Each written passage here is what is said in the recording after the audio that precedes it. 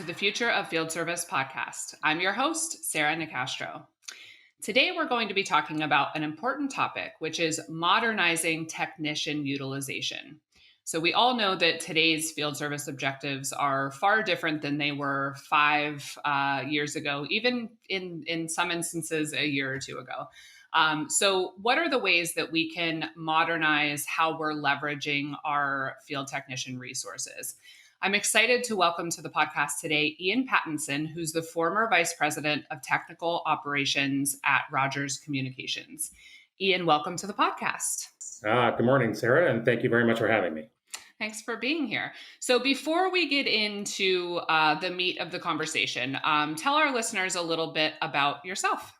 Oh, great. Good morning. Well, I've loved working in the telecom industry for the last 25 years.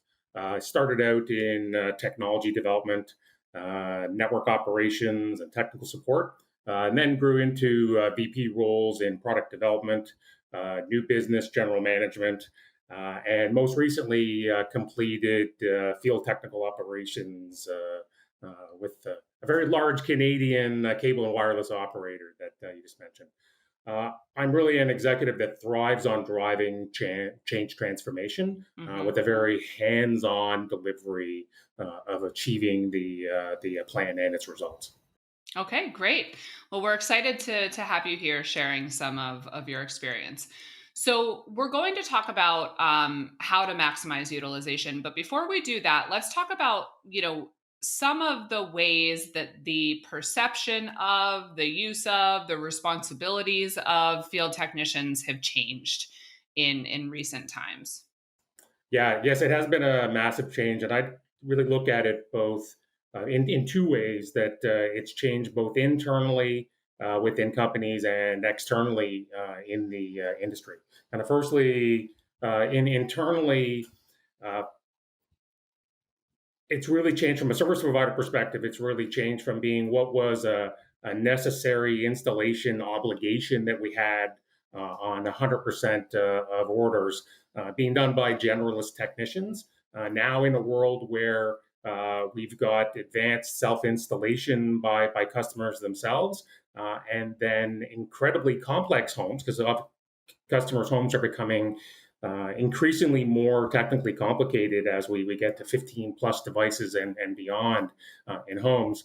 And so the technician has really become that key strategic asset for the service provider, who is the trusted technical advisor that is welcomed into a home by customers and really becomes the face of the brand. And it's also one of the biggest operational costs. And so it's a massive opportunity to drive compounding material improvements across the P&L. Then looking externally at the greater marketplace, there are several iconic consumer brands out there that have already delivered on new spectacular service experiences. And combined with pervasive social media and these increasingly more complex homes, customers' expectations have really increased and their tolerances for problems have really decreased. And so that has really increased the technical needs and skills required by technicians. And then I think if we even look more recently, and you kind of touched on it there, the pandemic has really created a massive public visibility to the frontline technicians who have taken on great personal risk to actually keep delivering on the essential home services that we all now rely upon. So they are very much front and center, part of service provider brands. Yeah. And what's interesting to me, Ian, on this podcast, we have folks from a variety of different industries, right? And so even as you look outside of telecommunications, that key concept that you brought up, which is technicians being leveraged more strategically. Okay. So that might look or feel a little bit different industry to industry, or whether you're servicing consumers versus businesses, et cetera. But the reality is in almost every situation, every industry, every organization that we're talking with, that is a key objective, right? Is to evolve that relationship from one that is transactional obligatory, as you said, to one that is strategic and value added and more relationship based, and really a way to differentiate the brand. So I think that's a really exciting change, but it's one that requires a lot of evolution in terms of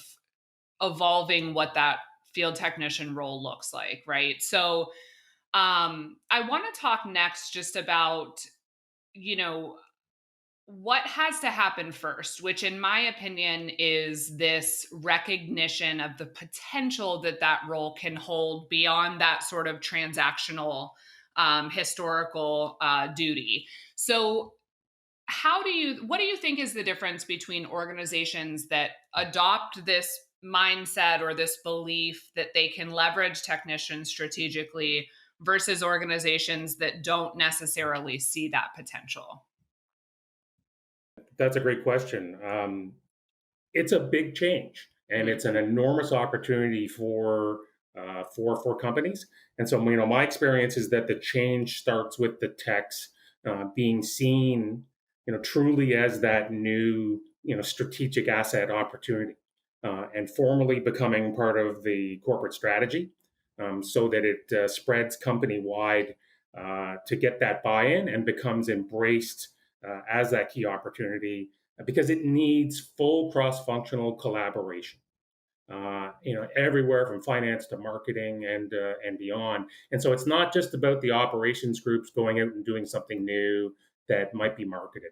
It is a true cross-functional collaboration because it's really about evolving the entire service model from recruiting, training, compensation, career development, rewards, process redesign, and then the critical dispatch systems that are actually the lungs, particularly of a service provider's business. And then it's also really critical to transparently involve the frontline workforce themselves to help collaborate on the new strategy and achieve that real buy-in where they really believe in it and live in it. And so when this all comes together, it's really amazing, to see the sea change that gets delivered for customers, employees, and the company. Right. But the coming together part is not so simple, right? So I have a couple questions on that. The first is just, you mentioned the buy-in of the frontline workers themselves. In your experience, I'm just curious, like if you had to maybe tie a percent to how many are excited about that opportunity versus hesitant or resistant to doing something different than that, more historical model. Yeah, I mean, it certainly starts out, and it's a multi-stage process. Hmm. This is not a one-time, throne speech to the front line that they've all heard multiple times, and it's lip service. It has to be a change management program Hmm. that is organized in advance with those cross-functional teams. Because again, it involves changes to compensation and rewards and process redesign, etc. And so, like any large change management activity, you've got to go through those different phases. And so, in the initial stages, there are going to be kind of a third, a third, and a third. There's going to be a third of the group that are really pumped and really get it and are really bought in right at the very beginning. Then there's going to be a group that's kind of in the middle, and then there's a group that has seen it before, done it before. It isn't going to work. And so the change management strategies have to really address each of those different constituents because you've got to have everybody on board. Hmm. Okay. The other question I wanted to ask is, we talked about the importance of this being a cross-functional effort, and there needing to be alignment company wide on the evolving use of service and the technicians themselves. What's your advice on what it takes to achieve that alignment? Well, again, I think it's back to that formal change management program. Um, you know, I've my experience has been that we've got some incredibly great suggestions and techniques that have come from some of the cross-functional teams. And if I go back several years, to when I was in the product organization, I didn't even know what the name of our dispatch system was. And now that's a really critical component of it. And we really got some great suggestions and techniques that came from the different cross functional groups. And that confidence breeds confidence. If it's just coming from the operations team, it's not as real as when it is becomes part of the vocabulary of the entire organization in terms of what the opportunity is, and then it becomes electric and contagious, and you receive tremendous buy-in. Mm-hmm. Okay. All right. So the next thing I want to talk about is, we're talking about maximizing the use of our, field technician resources to really evolve our service model to one that is more strategic and more focused on customer experience, customer relationships, being seen, as you said, as a trusted advisor. And so to do that,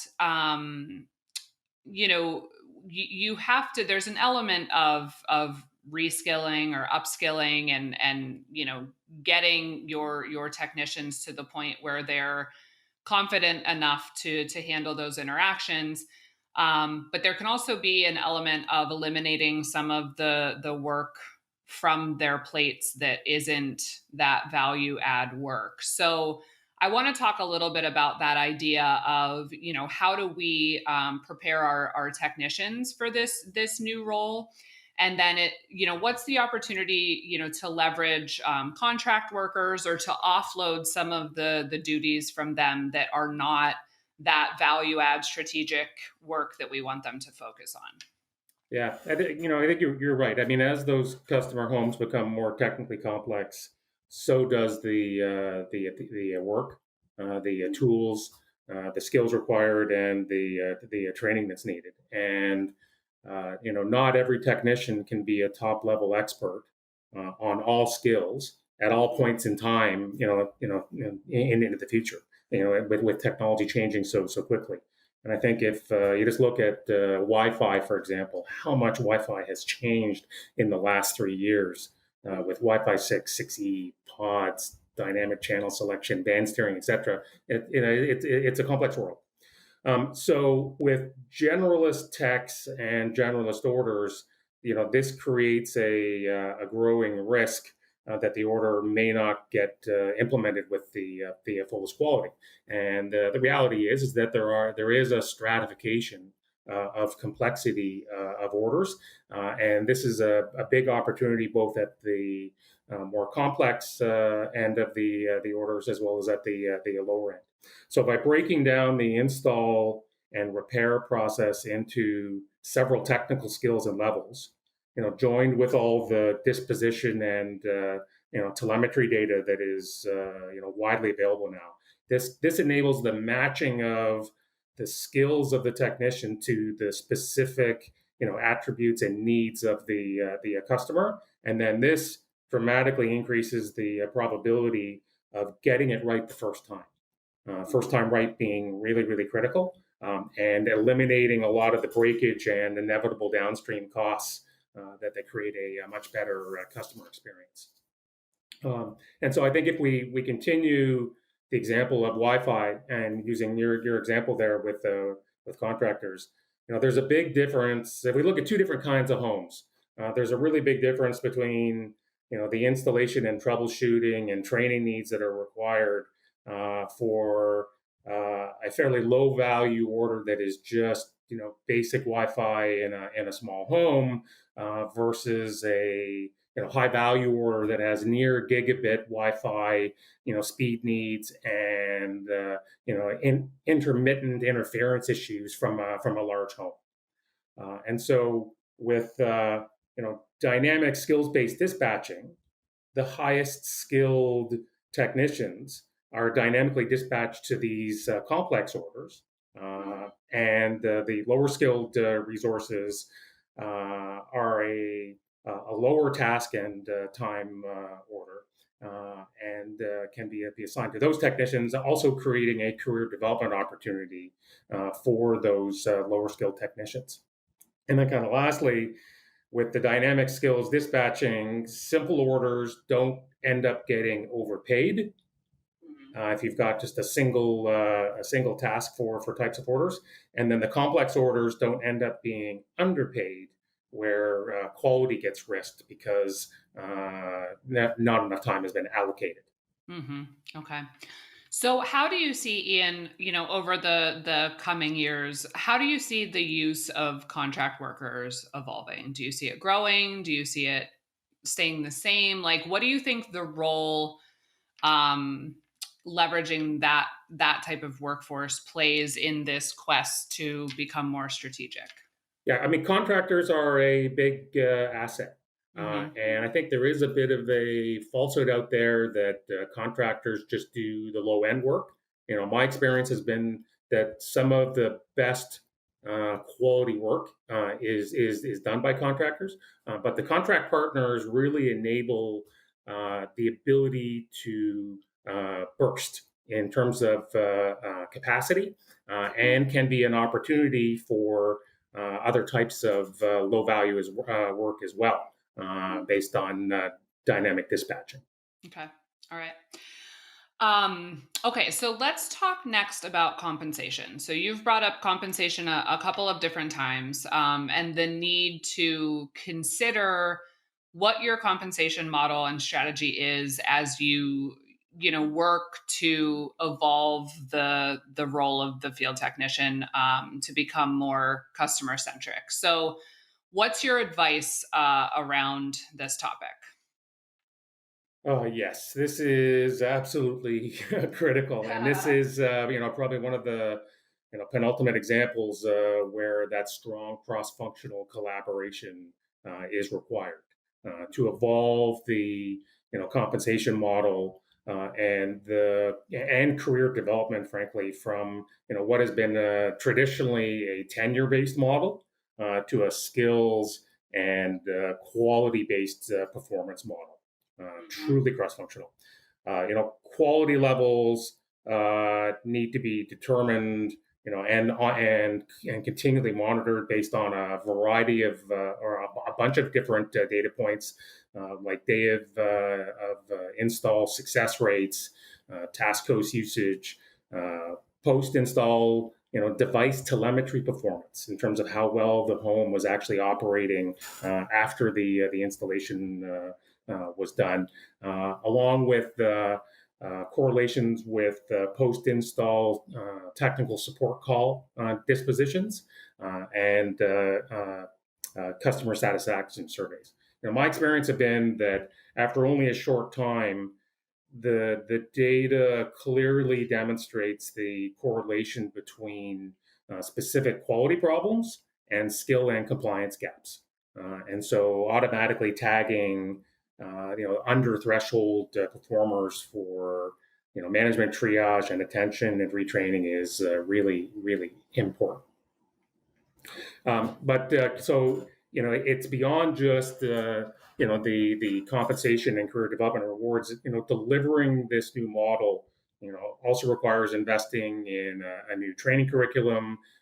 Data analytics reporting is fundamental, and then moreover, allocating the right amount of task time to do the work properly, and then empowering individual technician discretion when additional time is required. Because now they're actually being measured and performing based on quality, and when that quality gets delivered, it just pays back in spades. So it takes senior management conviction to drive that change management program that we were talking earlier on, to create what can be slightly more complex order stratification, and increasing and decreasing task codes. But the total cost of ownership improvements, do come from what are reduced downstream repeat calls, repeat visits, more satisfied customers with higher retention, higher tenure, and frankly, more satisfied technicians that do a better job. Okay. I want to come back to that, but I have one question before we talk about the impact on employee and customer satisfaction, which is you mentioned a lot of metrics, right? And so when you start measuring on quality, there's a lot of different ways that you can sort of look at that quality and a lot of those metrics that give you insights, as you mentioned, on where are the gaps, what do we need to address, how do we improve this overall. What that makes me curious about, though, Ian, is from an employee perspective, how are those, or are those metrics, do they need to be simplified in a way where, maybe the company is looking at 15 different criteria to glean the insights they need to determine, who needs training, or where do we need to intervene, or what are the common themes, if any, that we see. But you don't want, I assume you don't want the technicians having to follow 15 metrics of their own performance, right, to gauge their level of success. So is there sort of an internal versus employee facing way that you would order those things, so that for the technician experience it's a little bit more streamlined and they're able to easily see how they're tracking, or what would that look like? Sure. So I think it starts with that the scorecard has to be transparent. And it has to be easily explainable. Otherwise, it's not credible, and you won't get that buy-in. I mentioned a couple of the different dimensions that are fairly well understood by the front line, and you would give them full visibility to that. And then the more complex, deep analytics that is going to cause the model to keep evolving is really the more private side of the ongoing analytics. But credibility of that is absolutely critical. It, it it impacts people's compensation, and so it's got to be credible, it's got to be transparent, and explainable and easily understood. Okay. So you mentioned that this takes a lot of hard work, but when it's done well, there's a positive impact both on employee and customer satisfaction. So the customer satisfaction part seems pretty straightforward to me, right? Like you're evolving the model to be focused more on quality, and really focus more on the customer experience. So I can see how that would have a positive impact on them. I'm curious, though, if you can speak a little bit to that. And then also, how and why does this impact employee satisfaction so much? Certainly, yeah. So, totally agree. It's fairly straightforward on the customer side that more satisfied customers are going to call less, tenure is going to be higher, et cetera, and that kind of flows through the entire P&L. On the employee side, I don't think it's well known in the industry that techs really do. Most techs really do care about the work they do, and they want to get it right for customers. And I think this is starting to become more visible. And if you think about it as a tech, and I've been there, it's quite demoralizing when you don't have the skills or the tools to be able to fix the problem. And kind of nothing worse than being embarrassed in front of the customer, that you can't fix the problem, or you've got to have someone else come back to do the work.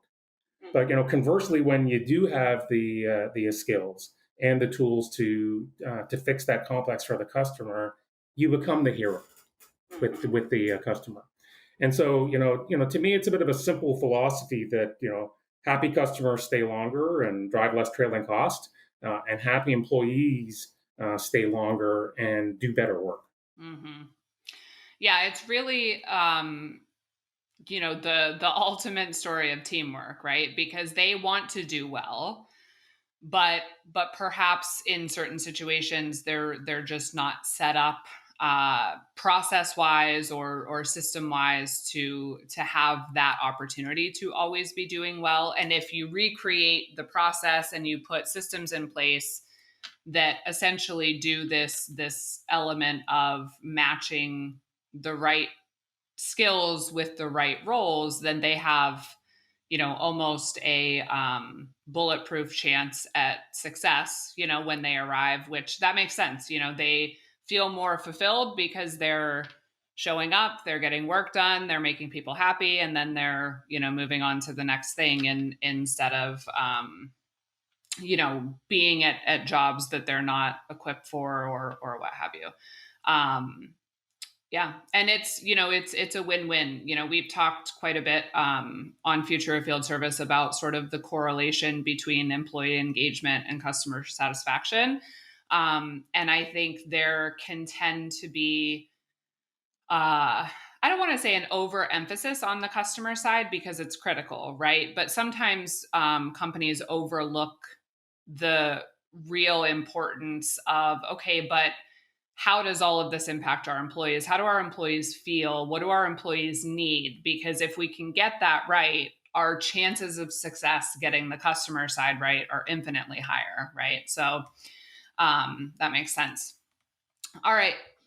So, Ian, the last thing I want to talk about is the role of modern technology in all of this, right? So there's a lot of internal alignment, which we talked about. You have to have the right mindset that this evolution is possible and it's a fit for your company. Then you need to get everyone on the same page, including the frontline and cross-functionally, and look at, okay, how do our processes need to change? How does our compensation model need to change, et cetera? But the other big element of this is leveraging modern technology. So talk to us a little bit about, how important that is in, this ultimate mission. Certainly. So I think earlier I used the term that dispatch systems are truly the lungs of the service provider organization. Yes, the billing system may be the heart, but dispatch system are the lungs, and it really is a massive enabler of a lot of the customer, employee, and financial opportunities that we've been talking about here today. And my experience has been moving to a standard-based product that was cloud-based really resolved kind of three key issues, with an old on-prem system. The first is that the old platform just couldn't deliver on the new strategy. It'd been so highly customized, was no longer standard product, and hence was incredibly slow, expensive, and risky to change. That's just kind of a horrible, dangerous combination there. Kind of secondly, that the infrastructure on-prem became quickly outdated, had slow latency performance from more and unpredictable usage. Needing expensive hardware uplifts, and then of course corresponding software dependencies from the new hardware changes. Again, driving millions of dollars of cost, and moreover quarters to implement. Change quickly is absolutely critical. And then kind of the last key area was around stability and availability problems. The on-prem systems typically around the 98 percent availability. When you do the math on that, that's 7 days of downtime per year. Where no appointments can be made. Technicians stuck in customers' homes, and thousands of frontline staff waiting for systems to come up, and extremely frustrating for customers. So moving to again, my direct experience of moving to a cloud-based standard product, resolve those three key areas. System availability, went to over 99.9%. That's less than 10 minutes, per month, which is just huge. And you want to talk about building credibility with frontline technicians. System stability is one of the top three for them. Number two, incredible system latency performance because the cloud-based platforms can dynamically adjust to sudden increases in demand. But I think kind of most importantly, the standard ultra low customized product really enabled the ongoing rapid delivery of new features and capability that keep the platform current with constant new product development improvements and security updates. Mm-hmm. Yeah. It's interesting when you talk about the use of technology here. It can't do all of the hard work for you, but without it, all of the hard work is for naught, right? I mean, if you did all of that hard work, all of that alignment, all of that change management, and then you still had outdated, unreliable technology in place, it's all for nothing, right? So it is, like you said, the ultimate enabler of having success with making the most of your technician resources and your service objectives. So good. Ian, before we close, do you have any other comments or words of wisdom that you want to share with our listeners? Well, I don't know if it's wisdom, but let's face it. I think you kind of pointed out there, dispatch systems haven't historically been sexy to work on, and are frequently seen as non-strategic cost centers that don't really get changed that often. And frankly, I mentioned earlier on, most people don't know the name of the platform, and I admitted even when I was in the product team, I didn't know the name of that platform, but moving to that standard product cloud platform is just so enabling of improving the entire service model. It is again just amazing to watch the results. Both financial, customer, and employee, like we talked about, that get delivered when the company and embraces and collaborates around the new platform. And frankly, it's something. Having done it, I'm really proud of what our team delivered. Good. So, for those listening that are using really outdated technology, now's the time to do some research and find something that will take you into the modern era. Good. Well, Ian, thank you so much for being here and sharing your experiences and insights. I really appreciate it. You're quite welcome. You can find more by visiting us at futureoffieldservice.com. You can also find us on LinkedIn as well as Twitter at The Future of FS. The Future of Field Service podcast is published in partnership with IFS. You can learn more about IFS technology at ifs.com. As always, thank you for listening.